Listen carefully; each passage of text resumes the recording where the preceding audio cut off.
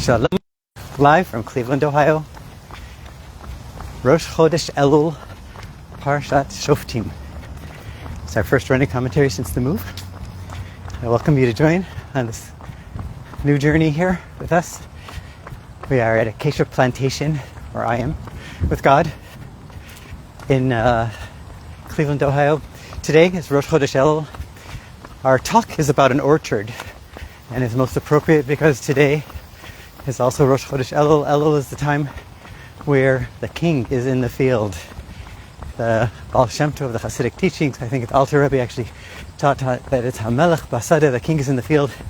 God is closer to us, ready for us, listening to us, awaiting us. So that's a nice connection right there. Today we also blow the shofar.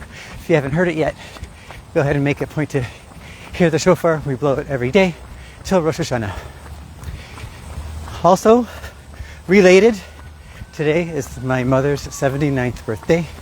May she live for many happy, healthy, long years.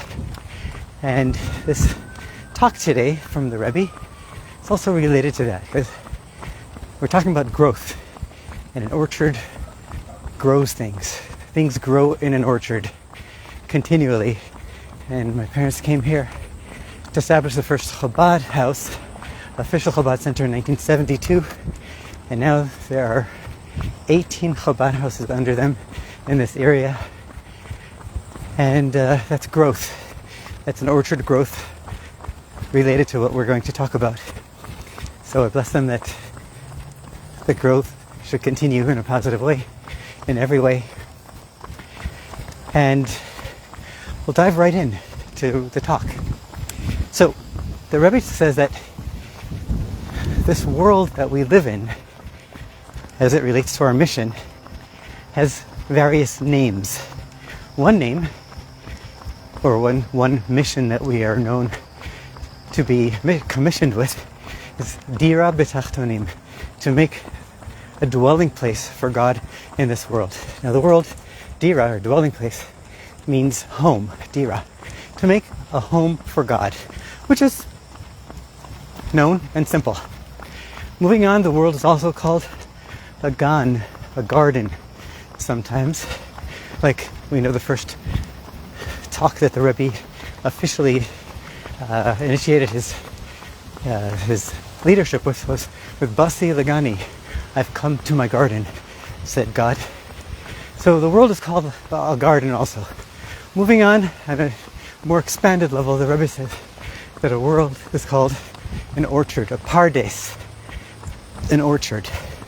And there are various differences between the home, the field, the garden, or a field actually, a sadeh, and the pardes, which is the orchard. The Rebbe says that one of the differences as it relates to our conversation is that a home, no matter how beautiful it is, no matter how exquisite and fancy it is, one of the main differences between a home and an orchard is that a home is stagnant. It always stays the same. And if anything, it needs your help. It needs repairs, and it needs improvements. But a home, by definition, is static.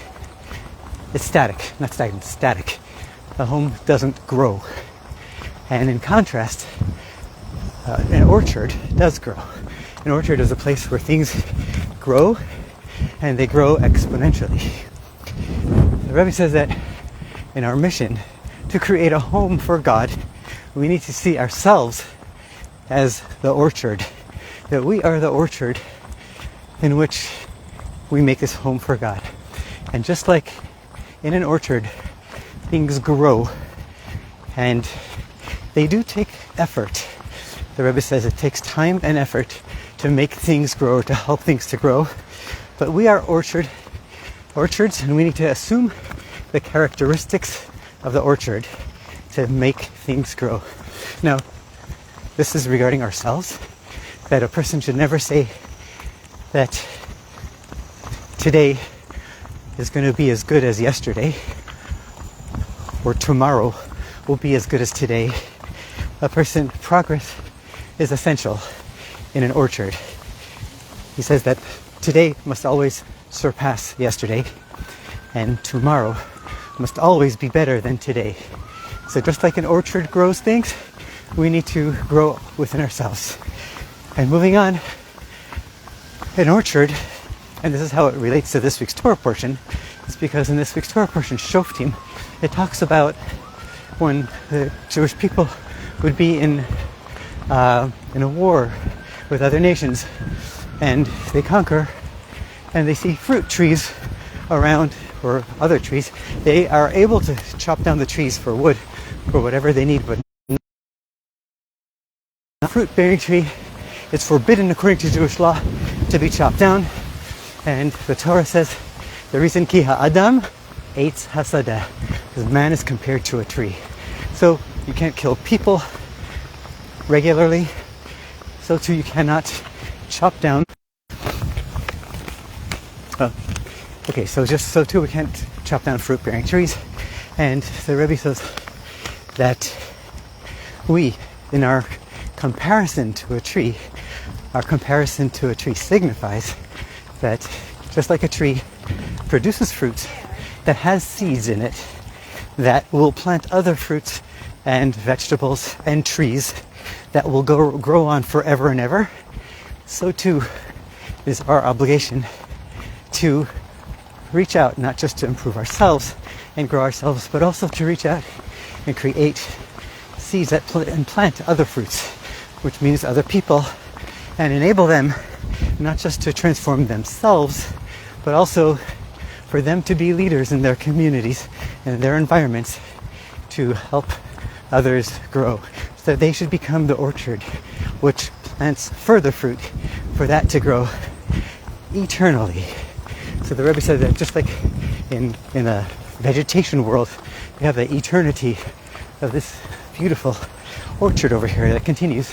So too, the Rebbe says we as humans need to emulate that.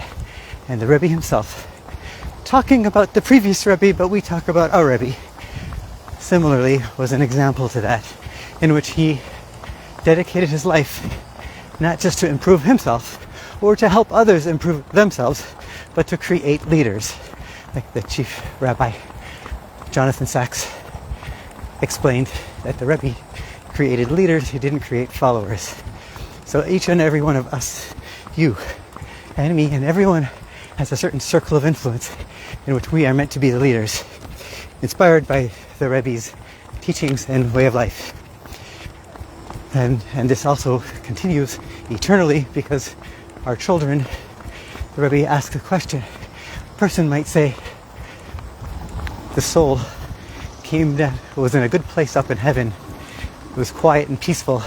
Why did it even need to come down to this world, to a dark and gloomy place, compared to the heaven that it was in the paradise?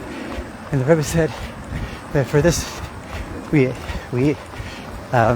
employ the idea of this orchard, where Yerida Tzorach Aliyah, we come down to this world, we descend in order to ascend, to the soul through the struggles and trials and achievements it has in this world.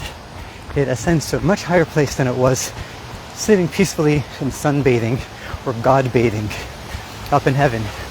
So too, says that when we work in an orchard, you might think it's so much effort, it's so hard to work the field, to work the orchard. And the Rebbe actually contrasts and says that, there's some other grains like wheat or other grains that grow very quickly with minimal effort. And a person might say, oh, let me just suffice it with that. Says the Rebbe, yes, they do grow quicker with less effort, but the results aren't the same quality, high-class, luxurious results that you get from an orchard where you have the high-quality fruits, whether they're grapes or figs or dates, or the fruits that Israel has been blessed with. So the Rebbe says, yes, it's less work, but the effort produces greater and more worthy results. The labor is worth it. I think that's it for today. The Rebbe compared us to an orchard, and encourages us to grow ourselves. Today should surpass yesterday, tomorrow should surpass today, and also help others plant seeds and help others grow, not only to grow themselves, but also for them to be leaders in their influences and environments. So again, I want to dedicate this teaching to my mother. Her Jewish name is Devanya Bas Shula Shifra. If you would like me to pray for her, speedy recovery from all the areas in which she needs a speedy recovery. Devanya Bas Shula Shifra. And blessings to her, to my parents, and to our family, and extended family, and to all the world over. God bless you. Take care. Shabbat Shalom.